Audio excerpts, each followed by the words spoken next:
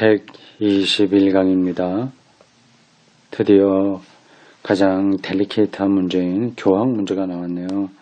607쪽입니다. 2번 교황과 무오류성입니다. 가톨릭이 교리적으로 교황의 무오류성을 확정했을까요? 그렇게 이해될 수 있는 부분이 있겠으나 그러지는 않을 겁니다. 인간에게 무오류성이란 있을 수 없으니까요. 교황이라고 하는 인간이 무오류하다고 하는 게 아니라 그 직이 무오류하다고 하는 거겠죠. 교황의 직. 그것도 일시적으로 무오류한 게 아니라 길게 봐서 전체적으로 볼 때 무오류한 거다. 당장 우리 눈에 잘못된 것처럼 보인다고 하더라도 그것도 옳다. 근원적으로는 옳다. 그런 거 아니겠습니까? 근데 과연 그게 주변 다른 교파에게도 설득력이 있을까 하는 건 또 다른 문제입니다. 어떻게 설명하는가 보겠습니다.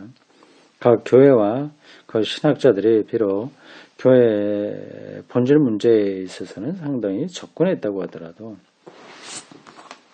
교회 최후 교회 일치를 막는 큰 장애가 있는데 그것은 바로 교황직이다. 그렇죠. 교황직.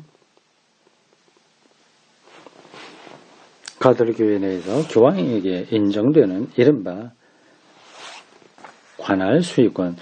이게 이렇게 번역되나요? 관할 수의권. 그 뭐 다른 단어가 있었던 것 같은데. 교회의 모든 일반 신도들과 봉직자들에 대한 교황의 최고 통치권은 개신교 그리스도인으로서는 받아들이기가 어렵고도 남음이 있다. 그러나 더욱 이해와 긍정이 어려운, 아니 거의 불가능한 것은 교황 교도직의 무오류성이라는 가톨릭의 가르침이다. 관할 수의권은 어떤 관할에서 최고다. 가톨릭에서 최고다 그건데 그것도 어려운 문제지만 교황에게 오류가 없다는 거는 개신교 신자들을 받아들이기 불가능한 거다. 그 얘기죠. 이미 무류성이라는 말의 원어 자체가 infallibilitas, 그 관용적인 의미로서는 완전 무결성을, 심지어 완전 결백성을 연상시킨다. 그러나 결함이 있을 수 있다는 것을 말하자면 인간 본연의 제약성에 속한다. 그러므로 한 인간을 두고 무결하다 하면 그를 초인으로 만든다. 인간이 아닌 거죠. 인간이 진리에 대하여 말할 때 거기에 한계와 약점도 있게 마련이라는 것을 누가 부인할 수 있는가? 그 부인하면 안 되죠. 이건 모순이죠. 하물며 하나님의 진리가 문제될 경우에 있어서랴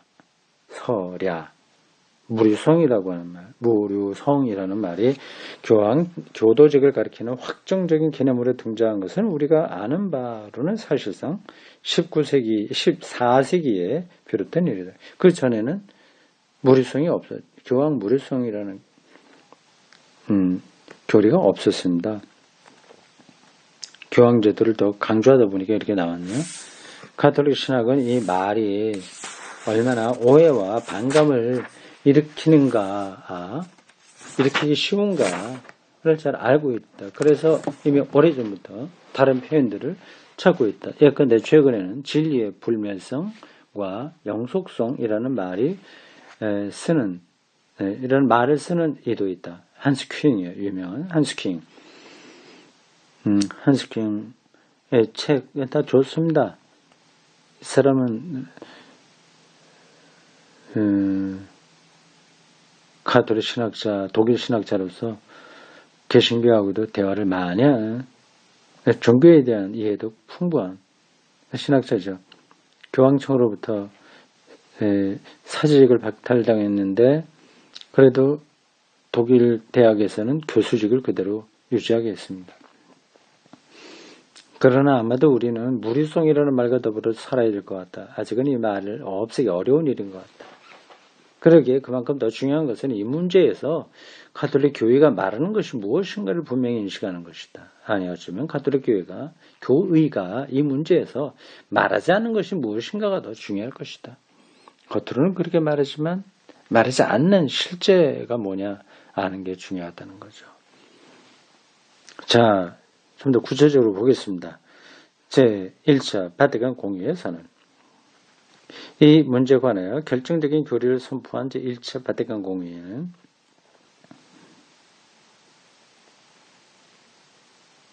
처음에 교회의 무리성에 관한 초안을 준비했으나 결국 교회에 관한 교의 헌장, 영원한 목자에서는 로마 주교의 무리적 교도 직계에 관해서만 구속력 있는 선언을 했다. 문맥상으로 봐서 결정적으로 중요한 대목은 다음과 같다. 인용한 겁니다. 로마 주교가 최고 교도권에 의하여 엑스 카테드라 말할 때, 즉 모든 그리스도에 있는 목자의 스승으로서의 직무를 행사하면서 최고의 사도적 권한에 의하여 신앙 또는 도덕에 관한 가르침을 온 교회가 지켜야 한다고 최종적으로 결정, 데피니트 할 때 그는 성 베드로를 통하여 약속된 하나님의 도움에 의하여 하나님이신 구세주께서 당신 교회로 하여금 신앙과 도덕에 관한 가르침에 있어서 최종 결정들을 내릴 때 갖추도록 의도하신 무리성을 소유한다. 참 긴 문장이네요. 그러므로 로마 주교, 이게 교황입니다. 로마 주교의 이 최종 결정들은 교회의 동의에 의해서가 아니라 그 자체에 의하여 변경될 수 없는 것들이다. 대단합니다. 이렇게 인용한 문장이 끝났습니다. 이 말들을 우리는 어떻게 알아들 것인가? 공의의 문서들의 힘이고 다음과 같은 몇 가지를 알 수 있다. 참, 이 앞에서 바로 인용한 문장을 이해하기도 힘들고 이해하면서도 그걸 더 해석하기는 더 힘들어요. 참 그렇습니다. 이러한 일들을 하는 거는 아직 기독교가 완성된 게 아니고 또 진리는 이런 방식으로 열리니까 수고스럽지만 이러한 노력을 해야 됩니다. 몇 가지 알 수 있는 것들 다음 설명이 나옵니다. 1. 무리성은 모든 교황에게 주어진다. 모든 교황 각자에게 주어진다. 그러나 베드로의 후계자를 교회와 분리시켜 교회 위에 앉히는 개인적인 특권은 아니다. 교황은 이를테면 교황이기 때문에 로마의 주교 또는 서방교회 총수이기 때문에 무리성이 있는 것이 아니다. 그가 무리성이 있다는 것은 그가 모든 신앙인들의 최고의 교사로서 이 직분의 최고 권위에 의하여 말을 할 때다. 한 개인으로서가 아니라 교회의 대표자로서 말할 때 무리성이라는 거죠. 저 무리성은 직무 자체의 자격이 아니라 직무가 수행되는 특정한 행위에 주어지는 것이다. 그러므로 교황이 그런 행위를 수행할 때에는 즉 그런 교리상의 결정을 내리고자 할 때에는 스스로 그것을 분명히 밝혀야 된다.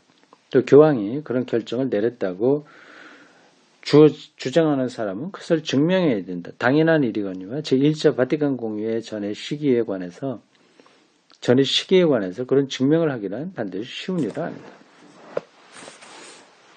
교황의 무리성에는 그 대상에서 연유하는 또 하나의 제한성이 있다. 즉 무리성이 있을 수 있는 것은 신앙과 도덕에 관한 문제와 관련된 교리 결정의 하나다. 이 부분 신앙과 도덕에 관한 문제, 신앙과 도덕. 예컨대 자연과학이나 정치 문제에 관한 교황의 의견 표시가 무리성이 있을 수는 없다. 무리성에 의한 교리 결정의 목적은 특정한 가르침이 사실상 하나님에 의하여 계시된 것임을 확정한다는 데 있다. 이런 경우라야 직접 신앙의 순종을 요구할 수 있기 때문이다. 무리성이란 그러므로 교황이 이런 조건과 제약하에서 이런 방식으로 말을 할 때 신앙인들을 오류로 이끌지 않도록 성령의 도움에 의하여 보호를 받는다는 뜻이다. 일리가 있기도 합니다. 그런 보장이 되지 않으면 이 눈치 보고 저 눈치 보고 해서 죽도 밥도 안 되겠죠.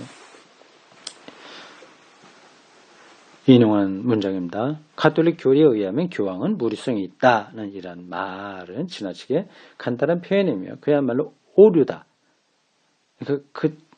원래 가톨릭 신학에서 그렇게 말하는 게 아니라는 거죠. 그냥 일반적인 의미에서 무료성이 있다는 게 아닙니다. 무료성이라는 게 아니죠.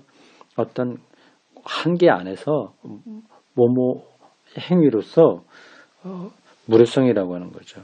그러니까 교회가 교회의 권위로 말하는 신앙과 도덕에 관한 가르침을 대표로 교황이 할 때 그것이 무료하다는 뜻입니다. 공의회의 문서들과 일치해서 로마 주교에 의한 교도적인 행사는 엄밀한 조건 하에서 오류가 없다고 해올다. 이게 정확하다고 하는 거죠. 그냥 교황이 무료하다는 게 아니라 로마 주교에 의한 교도적인 행사라는 엄밀한 조건. 다른 것들에 대해서는 아닌 거죠. 그 요거에서는 무리성이 없는 활동을 하는 거죠. 그래도 오해 살만한 요소이긴 합니다. 2번 교황 교리 선언의 무리성은 주어진 엄밀한 조건 하에서도 절대적인 것은 아니다. 교회와 동떨어진 것이 아니다. 교황이 무리성을 주장하면서 선언하고자 하는 교리의 결정을 준비할 때에는 교회 전체의 신앙이 교황에게 의무적인 판단 기준이 된다. 교회 전체의 신앙이. 그래도 없이 독단적으로는 못하는 거죠. 교회 내에는 하나의 무류성, 즉 교회 전체의 무류성이 있을 뿐이다. 그러나 그것은 여러 형태로 효과가 발생하며 그 중에 하나가 교황의 특별한 교리 결정이다. 물론 가톨릭의 가르침에서 두드러진 요점이 되는 것은 교황이 최고 권위의 행사에 의하여 교리를 결정할 때 무류성을 소유하는 이유는 교회가 항상 진리 안에 머물게 되어 있는 교회 자신의 지위를 교황에게 이를테면 양도했기 때문은 아니라는 데 있다. 오히려 교황은 양도하는 게 아니라 그 교회의 생각을 전달하는 거겠죠. 오히려 교황은 신앙과 교회 일치를 위한 보증으로서 직접 성령의 은사를 소유하며 이에 의하여 교황의 이러한 결정은 교회의 선익을 위하여 오류에서 보호되도록 되어 있다는 것이다.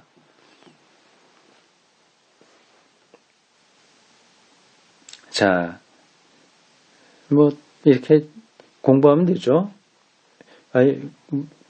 교황의 무료성이라고 하는 게 이렇게 이런 거다 하는 걸 우리가 듣기만 하면 되겠습니다. 그러나 나아가 이런 교황의 교리 결정은 교회의 신앙에 의존하게 되어 있다. 지멋대로 독단적으로 하는 건 아니라는 거죠. 비단 교회의 신앙이 그 결정의 목적이라는 점만이 아니라 척도가 된다는 점에서도 그렇다. 교회 자체가 교황으로 하여금 진리 발견을 위한 모든 인간적 수단을 적용하도록 의무를 지우고 있다. 물론 그런 수단들의 선택에 있어서도 공의회가 교황에게 어떤 제약을 가하고자 하는 것은 아니다. 그러나 그 과정에서 성수와 전통을 연구할 필요가 있다는 것은 자명한 일이다. 교회가 교황에게 약속하는 교의, 도그마가 교황에게 약속하는 성령의 도움이란 소극적 의미의 오류에서 보호된다는 효과일 뿐이다. 실질적으로는 공유의 논의가 중요하다는 거겠죠. 교황에게 어떤 적극적인 의미의 영감이 약속되어 있는 것은 아니다. 이게 교황만 어떤 성령의 인도를 받는 건 아닌 거죠. 하물며 새로운 계시가 약속되어 있는 것은 더더욱더 아니다.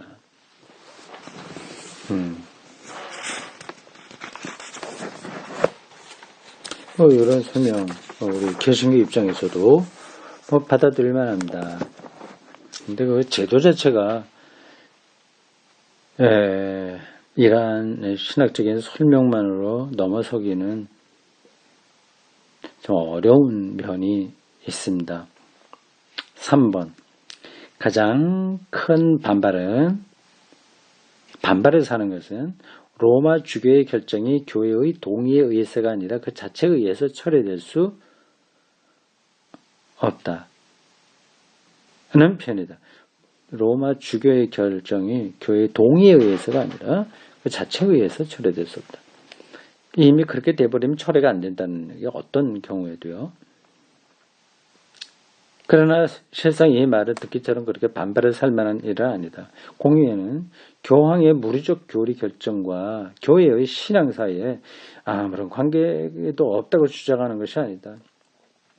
도리어 그런 교리 결정이야말로 교회가 증언하는 신앙의 표현이다.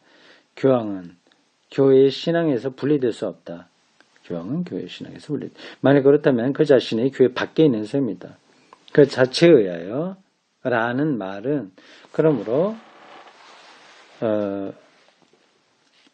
교황이 임의로 신주를 제정하여 교회의 명령에 더 좋다는 의미가 아니다. 물론 그렇죠. 다만 일종의 의회 비준과 같은 일정한 법적 절차에 의해서 비로소 교황의 교리 결정이 철회될 수 없는 것으로 확정된다는 견해를 배제할 뿐이다. 이런 견해는 갈리아주의와 공의회주의 신학사조의 영향을 받아 실제로 이건 잘 모르겠습니다. 갈리아주의하고 공의회주의 신학사조의 영향을 받아 실제로 존재했다. 라틴어로 갈리아라고 불리는 프랑스에서 특히 강력히 대대되던 갈리아주의는 프랑스 교회의 로마로부터 독립을 위하여 대단한 압력을 가하고 있었고 공의회주의는 다소간 교황보다 공의회에 우선권을 부여하고 있다. 이런 사상이군요. 이런 사조들은 교황 선언의 유효성을 백성의 대표자로서의 군주나 주교 또는 신도 전체에 직접 동의에 의존하게 하려고 했고 이런 경향을 방조하기 위하여 그 말썽만한 표현 형식이 공의회의 마지막 회기에 글자 그대로 공의회 문서에 들어가게 된 것이다. 수많은 반발과 오해의 근원이 된 이 표현을 구태여 이 문서에 넣을 필요가 있었던가에 대해서는 오늘날까지도 이론들이 있다. 1870년 당시까지도 갈리아주의나 공의회주의가 이건 좀 반대하는 입장이죠. 공의회에서 공의에 중점을 두려고 하는 게 공의회주의네요.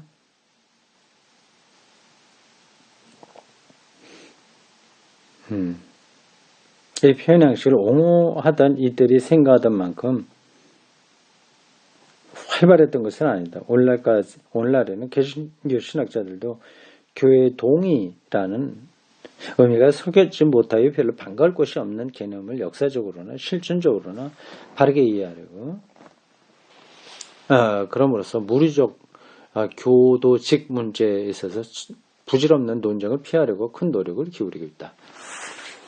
좀 복잡한 이야기가 전개됐습니다. 1970년대 초에 나온 책인데 그 뒤로 또 어떻게 더 발전됐는지 논의가 됐는지 이건 제가 잘 모르겠습니다. 되긴 됐겠죠. 그래도 로마 가톨릭 교회하고 개신교회하고의 일치 운동은 별로 속도를 내지는 못하고 있습니다. 그건 아마 불가능할 것 같은데 제도적인 교회 일치는 불가능하고 서로 어떤 사안에서 협조하는 그런 정도 양쪽이 세례를 인정하고 성찬을 같이 인정하는 정도 그리고 세계 평화를 위해서 가지고 손잡고 일하는 정도 뭐 신학적인 작업을 같이 하는 정도 뭐 그런 건 많이 했겠죠. 그 다음 전사와 한계와 결과 전사 앞의 역사와 한계와 결과 여러 면에서 1차 바티칸 공의회의 표현 양식들은 극단적인 무리성론자들과 중도 노선을 지키던 존경할 만한 소수자들 사이에 일어난 힘겨운 싸움과 점차적인 화해의 소산이다. 공의회 후의 시대에는 이 교회의 지지자들도 반대자들도 모두가 저 나름으로 교황 교도직의 무리성을 과장해서 해석했다. 그래서 그 영향은 근세기 중엽까지 미쳤고 오늘도 완전히 극복되지는 못하고 있다. 교황의 말이면 거의 모두를 적어도 무리성과 일정한 관계라도 있는 것으로 보는 신학 이론도 있다. 이런 이론들은 제1차 바티칸 공의회 문서에 근거한다고 할 수는 없다. 그러나 물론 이런 이론도 우연히 나타나는 것은 아니다. 처음 1000년 동안 무류성이라고 하는 이론요. 우연한 건 아니다. 처음 1000년 동안에 그리스도교계에서는 로마 교회와 그 주교의 가르침에 어떤 우위성이 있음을 항상 인정하고 있었다. 로마 바티칸 말입니다. 거기 로마의 수도니까 정치적으로도 그렇고요. 거기 있는 교회가 세계 수익권을 행사하는 건 당연하고 동로마가 이제 또 힘을 얻으면서 정교회가 일정한 세력을 형성하게 되었죠. 적어도 원칙적으로 부정한 일이 없다. 그러나 2000년대에 들어선 그리스도교의 역사가 흐르면서 교회 전체의 진리 보존성이라는 확신은 점차로 교황직이라는 정상을 향해서 집중되어 갔다. 종교개혁자들이 교황 교도직의 구속력을 반대하고 교황을 우리는 수장으로 인정하지 않는다는 거죠. 건세의 계몽주의자들이 교의의 구속력을 배척하자 교황이 말한 도구마를 더 이상 그대로 따르지 않게 되자 이제는 교황 교도직의 무리성이 그야말로 강조되게 이르렀다. 점점 또 그거를 반발해서 강하게 강조하게 된 거죠. 제1차 바티칸 공의회 직전에는 무제한적인 교황 무리권 사상과 일종의 교황 숭배까지 이르러 지금으로서는 가톨릭 신자라도 머리를 흔들 수밖에 없을 지경이었다. 그때가 그렇다는 겁니다. 제1차 바티칸 공의회 직전까지는 교황 숭배까지 거의 신적인 존재로 이렇게 분위기가 나갔다는 거죠. 지금 보면 말이 안 되는 거 아닙니까? 제1차 바티칸 공의회가 이런 과장된 결과들을 확인해 주기는커녕 배척한 것이 사실이라면, 과도한 것들을 배척한 것이 사실이라면 교황의 무류성이라는 면을 일방적으로 강조하고 확대 해석할 가능성을 터놓은 것도 사실이다. 사실이라면 한쪽에서는 과도한 걸 막지만 또 확대 해석할 가능성도 또 열어놨다. 1차 바티칸 공의회가 그 얘기입니다. 분위기가 그런 상태에서는 어쩔 수 없겠죠. 왜냐하면 교회의 무료성과 교황 교리 결정의 무료성이 어떤 관계에 있느냐에 관해서 전혀 설명이 없었기 때문이다. 신앙의 확실성의 근거는 교회의 일상생활이라는 기초 위에 신앙의 경고성과 신빙성 그리고 그런 의미의 무료성에 내포된 여러 풍부한 내용에 관해서는 충분한 설명이 없이 갈수록 심하게 고의적인 설교 형태로 옮아갔고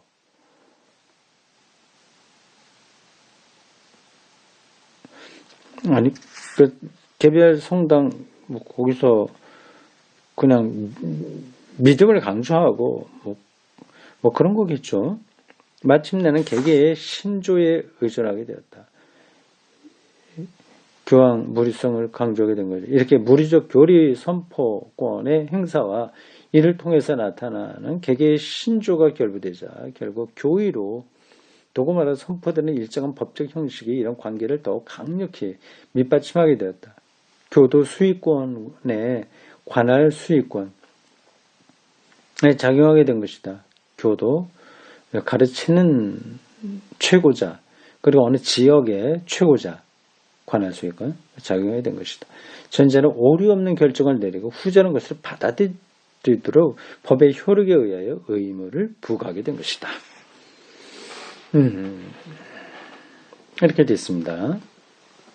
제1차 바티칸 공의회가 좀 더 디테일하게 구체적으로 그 문제를 해결했었으면 좋은데 그렇지는 못한 것 같습니다.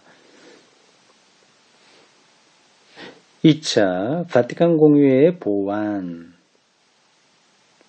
제2차 바티칸 공의회는 제1차 바티칸 공의회를 보완했다. 물론 1870년에 도구마가 철회된 것은 아니다.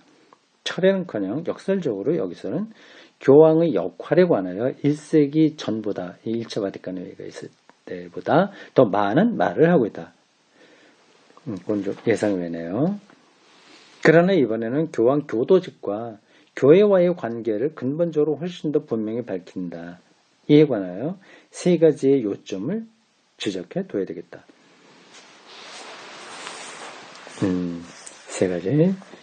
첫째, 교황직의 무리성이 하나님 백성 전체의 무리성 안에 자리 잡고 있다. 그 안에 있다. 성령의 기름 부음을 받은 신도들의 총체는 믿음에 있어서 오류를 범할 수 없다. 거의 희망사항이긴 한데 총체가 오류를 범할 수 없다고 말하기는 교회 역사를 보면 어렵죠. 구가 잘못되고 일만 괜찮다고 한다면 그걸 총체적으로 오류를 범하지 않은 거라고 말할 수는 없죠.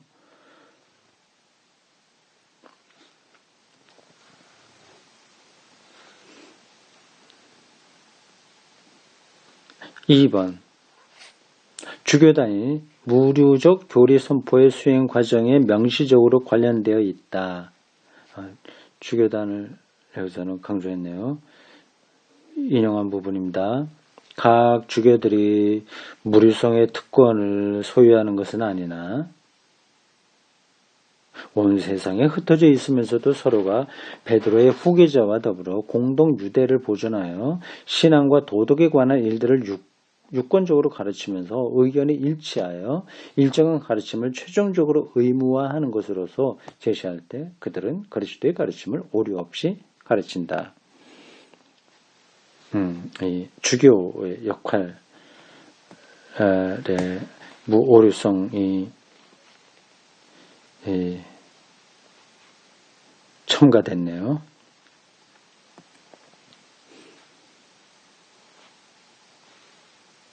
3번 교황에게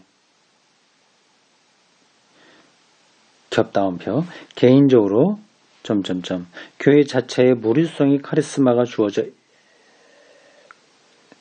겹다운표 닫고 있다고 할 때 25번에 나온 거요. 교회 헌장 25번 할 때 그것은 교회를 식별하는 교회는 예수 그리스도를 믿는 신앙인들의 불멸의 공동체라는 표지가 교황에게서 최고도로 인격적이며 기능적인 형태로 이럴 때면 교황이 교리 결정에 의하여 가시적으로 구별된다는 것을 의미한다. 그러니까 뭐 공회도 거치고 뭐 다른 신학자들의 연구도 다 포함하고 심사숙고하고 뭐 두루두루 그렇게 하면서 최종적으로 결정하는 거니까 그런 공동체에서 교황 하나의 참된 공동체라는 표지로서 교황이 그런 일을 감당하니 그 무리성이라고 얘기할 수 있는 거 아니냐. 그 뜻으로 읽혀요. 오늘날 대부분의 신학자들이 공의의 문서에 근거하여 믿는 바에 의하면 교회 내에는 단 하나의 무리성의 담당자가 있으며 그것은 교황 영도하의 주교단이다. 주교단.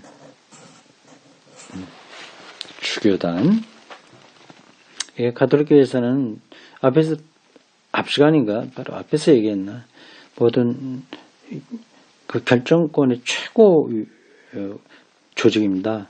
주교들 모여서 하는 거죠. 그게 공의회죠. 주교들의 모임이 공의회입니다.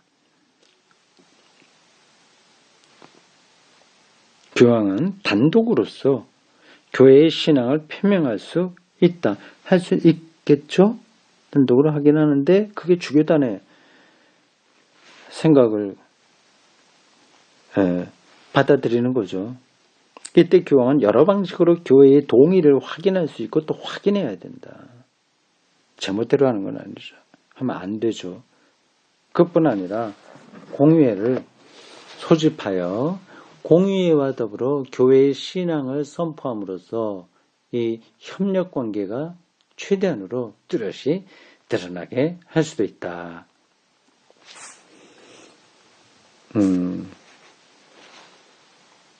이렇게 정리가 됐네요.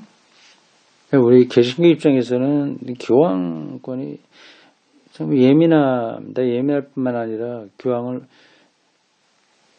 이렇게 대화, 그 교황제도로 인해서 아예 대화를 하지 않으려고 합니다.